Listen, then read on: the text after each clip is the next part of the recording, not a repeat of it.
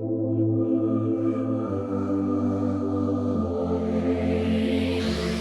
everyone, welcome back to SwitchUp. And when I saw that the Nintendo Switch patches for GTA, the Remastered Trilogy had finally dropped, I say finally, they must have been working furiously to get them out so quickly. Well, I thought we'd go through each and every one, look once again at the frame rates, and there have been some improvements, and see if, performance-wise, they finally land on terra firma.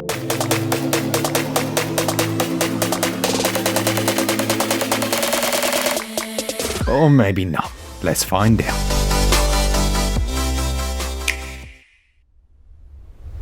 We can regale ourselves with performance from the original video we released here on the channel. As you can see, GTA 3 was an absolute mess. In fact, it performed the worst of all three games. Frame pacing was the main issue. It was all over the shop. There were glitches galore, and don't get me started on the rain. There were many glitches that would see you fall through the world and also glitch through scenery. Now, the game has been updated to version 1.0.3. They obviously skipped a few there and just went straight for the third one, trying to get as much in as possible. And what I'm not going to go into is what's supposed to be here that's not here. We'll just talk about the state that it's currently in. And if you think the life of someone who makes YouTube videos is one of luxury and delight, I actually had to sit and wait for it to rain in GTA. And believe it or not, that took about an hour and a half. This video could have been out way earlier. Side by side then, we can see that rain has definitely seen an improvement. The effect has been toned down. It doesn't seem too contrasting with the environment like it was before. And you can generally see what's going on behind the rain, which is a nice touch. Makes it a bit more rainy. Now, what hasn't been changed is the way that rain is actually rendered. It seems to be tied to the camera, so wherever the camera is positioned, the rain follows in exactly the same manner. I'm guessing this one's going to be a little bit harder to patch out, if they will at all, and it can give the impression that the rain isn't actually there at all, that you are instead in some zen state where the rain follows you around, and it's just a bit odd. Still, it's an improvement you can actually see.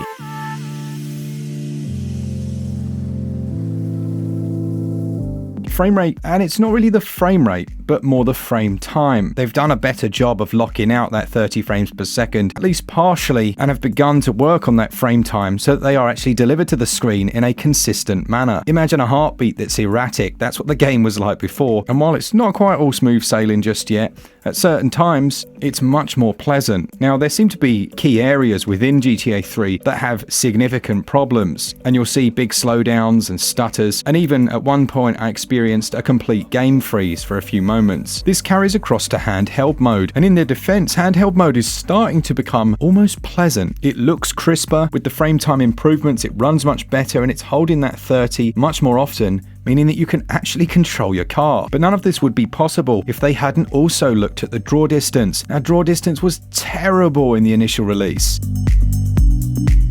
Cars would appear just as you hit them or just as you approached, and it made it nigh on impossible with the performance issues as well. Thank goodness they've done some work here nice and early. The draw distance pop-in has become more of a draw distance fade, and it's a bit further away from the camera. It's now generally far enough so that you won't go slamming into it. That being said, if you hit stutters just at the right time, you're still going to go crashing off. But I've actually been able to enjoy playing the game this evening. As far as image quality goes, the Nintendo Switch release was essentially the laughing stock of most of the games industry, including Digital Foundry, who couldn't quite believe how bad it was. And they weren't wrong, it was a disaster, a Vaseline smeared mess. While it's no oil painting, it's definitely clearer than it was before in docked mode, and this might have been there all the time, but it feels like the motion blur is more reminiscent of the PlayStation 2 version, which was another area that I believe Digital Foundry picked up on. So I'm not sure if they've reintroduced that or if it's just I can actually see it now that the screen isn't completely blurred. Image quality in handheld is significantly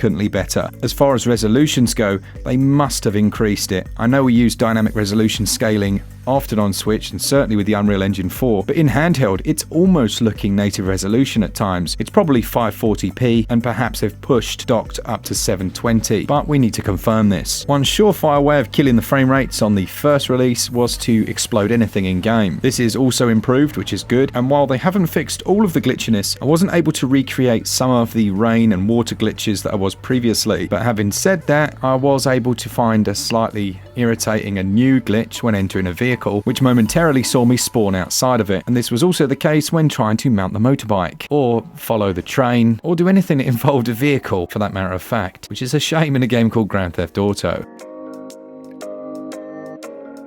that's also seen similar improvements to 3, with the frame pacing improved, the performance generally more locked out at 30, and that draw distance also seeing improvements. Image quality here doesn't look to have seen quite the same improvements, but that could be more to do with the color palette and art style. It potentially just doesn't show up as much. Handheld's seen some improvements, but not to quite the same extent as GTA 3, but once again it's actually playable now. As far as performance goes though, it's the complete opposite situation this time around, whereas San Andreas is now the worst performing of the 3 games. I'm thinking potentially they heard everyone say, well, San Andreas isn't terrible, and kind of left that to work on the other 2 first. It's evident from the frame rates they haven't actually tried to cap this one, and I think that's where most of the problems arise. It just feels like a stuttering mess. The 3 games are on the road to recovery, but they are still most definitely on their sickbed. I'll pop the full patch list down in the description so that you can have a read for yourself, but to summarize, the game is now almost playable. The visuals look much better in docked and handheld on Switch for GTA 3,